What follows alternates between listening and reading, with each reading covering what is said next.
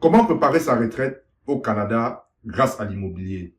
Dans cette vidéo, je me permets de vous présenter une stratégie très simple qui va vous permettre de valoir au moins 1 million de dollars à votre retraite grâce à l'immobilier. Salut à toi, je suis Arthur au Canada. Sur cette chaîne, je parle d'investissement immobilier, je parle d'éducation financière dans le contexte canadien et je parle également des réalités de la vie au Canada. Si ce sont des thématiques qui t'intéressent, abonne-toi, partage la vidéo et active la cloche de notification pour être informé des vidéos que je publie hebdomadairement. Alors, je vais vous partager dans cette vidéo, dans cette capsule, une stratégie qui va, n'est-ce pas, vous permettre de préparer votre retraite grâce à l'immobilier. Comment est-ce que vous pouvez faire en achetant un immeuble par an pour valoir à votre retraite minimalement 1 million de dollars? Alors, la stratégie, elle est simple. Bien évidemment, chacun a sa stratégie. Ça, c'est une stratégie qui m'a été partagée quand j'ai démarré l'immobilier par l'un de mes mentors. Il m'avait dit, Arthur, si tu veux préparer ta retraite grâce à l'immobilier et tu ne veux pas te casser la tête, tu ne veux pas trop réfléchir, tu ne veux pas utiliser toutes les stratégies qui existent en immobilier, tu vas utiliser uniquement cette stratégie et, n'est-ce pas, l'ajuster en fonction des réalités que tu vas rencontrer durant ton parcours. Alors, la stratégie consistait à acheter un immeuble par an. Ça, c'est quelque chose, je pense, c'est faisable. C'est faisable pour toi, c'est faisable pour moi. Bien évidemment, c'est une proposition. Vous pouvez le faire comme vous pouvez ne pas le faire. Je vous partage, ça, si quelque chose t'intéresse, tu peux mettre ça en place en achetant un immeuble par an pour valoir à ta retraite au moins, disons, 1 million de dollars, minimalement. Maintenant, ça va dépendre de ton âge, ça va dépendre de l'effort que tu vas mettre, ça va dépendre. Vous pouvez le faire en 10 ans, vous pouvez le faire en 5 ans, dépendamment, n'est-ce pas, de l'intensité que vous mettez à l'atteinte de cet objectif. La stratégie consiste simplement à acheter chaque année un immeuble. OK?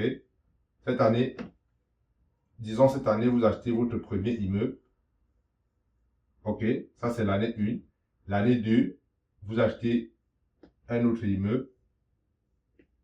L'année 3, vous achetez un autre immeuble. Ça, c'est l'année 1, l'année 2, l'année 3. OK.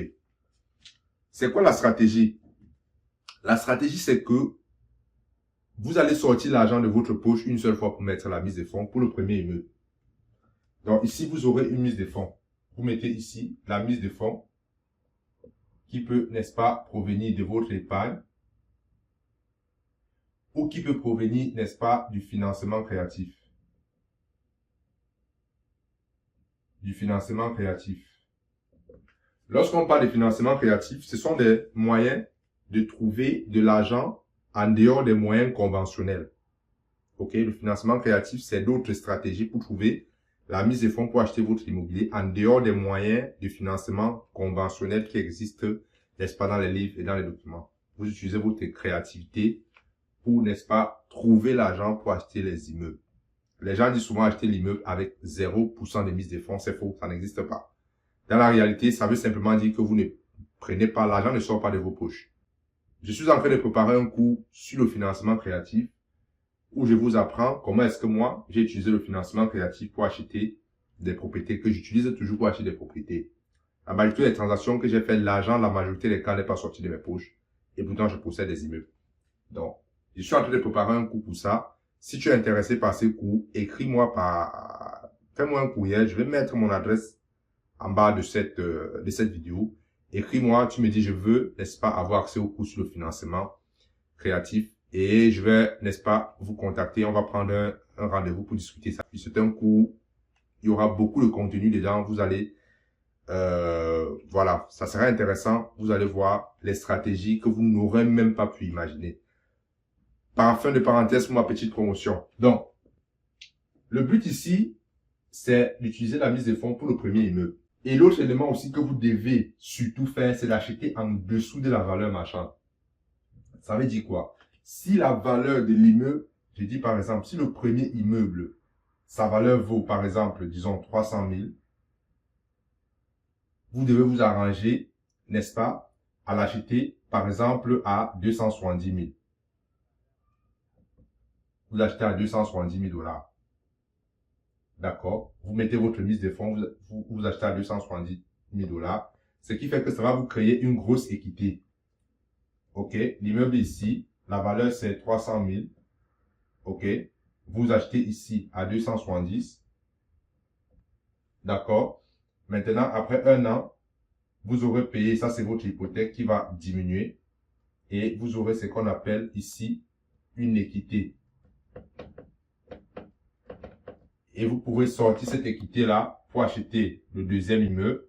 Vous pouvez sortir encore, vous refinancez les deux, vous achetez. Ou bien vous refinancez, vous achetez ici. Ok? Ce qui est sûr, c'est que entre le deuxième et le troisième, dépendamment de vos revenus et de vos ratios, vous serez bloqué. Parce qu'il y a ce qu'on appelle les ratios d'endettement. Parce qu'on finance généralement les immeubles. Ça dépend du type d'immeuble que vous achetez. Moi, je suis pas dans le cas où vous achetez, par exemple, les duplex jusqu'à 4plex, 4 quadruplex. Ok? Vous allez arriver ici, vous serez bloqué. Ok? La banque va refuser de vous financer tout simplement parce que vos ratios sont, voilà, vous ne respectez plus les ratios standards prévus par les banques. Comment est-ce que vous faites pour continuer? Pour acheter le quatrième et pour acheter le cinquième immeuble. Comment est-ce que vous faites pour, n'est-ce pas, bypasser le blocage pour aller acheter? Vous pouvez, n'est-ce pas, idéalement, utiliser ce qu'on appelle soit le partenariat, c'est-à-dire vous associez avec quelqu'un, d'accord? Vous associez avec quelqu'un, écoutez très bien ce que je dis. Vous associez avec quelqu'un ici, vous achetez, ok? Vous achetez au bout d'un certain temps, ça c'est le quatrième, vous refinancez, vous refinancez. Une fois que vous avez refinancé, vous sortez le partenaire. Vous prenez l'argent, vous remboursez sa mise de fonds et vous continuez. Ok? Ça, c'est une stratégie que vous pouvez utiliser. Vous pouvez également utiliser ce qu'on appelle la subvention du vendeur. J'ai fait une vidéo, je pense que c'est la semaine passée où j'ai expliqué ce que c'est que la subvention du vendeur. Il y a beaucoup de stratégies que vous pouvez utiliser pour, n'est-ce pas, continuer. Et cette stratégie-là, je partage dans ce cours que je suis en train de préparer. Que vous soyez ici, que vous soyez ici, ce cours sur le financement créatif va vous permettre, n'est-ce pas, d'acheter des immeubles sans sortir l'argent de vos poches. Donc, vous allez faire ça comme ça. Chaque année, vous pouvez prendre 10 ans pour le faire. Et dépendamment de la valeur des immeubles. Je rappelle que au fur et à mesure que vous allez payer, ici, l'hypothèque va diminuer. L'hypothèque va diminuer avec le temps.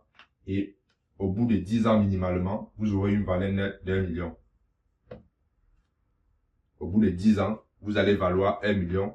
Et en plus de ça, chaque immeuble va vous générer ce qu'on appelle le cash flow. Le cash flow. Le cash flow, c'est simplement la différence entre les revenus et les dépenses. Chaque immeuble va vous générer et vous allez vous retrouver avec une valeur d'1 million. Et probablement, les cash flows, dépendamment du secteur, peut-être de 5 000 par mois, peut-être de 10 000 par mois. Ça va vous permettre, n'est-ce pas, de bien assurer votre retraite. Voilà donc une stratégie simple que vous pouvez mettre. Le plus important, ce n'est pas de connaître la stratégie. Le plus important, c'est de l'appliquer. Le plus important, c'est de commencer, de passer à l'action et de commencer. Une fois que vous avez commencé, ben, les autres vont suivre.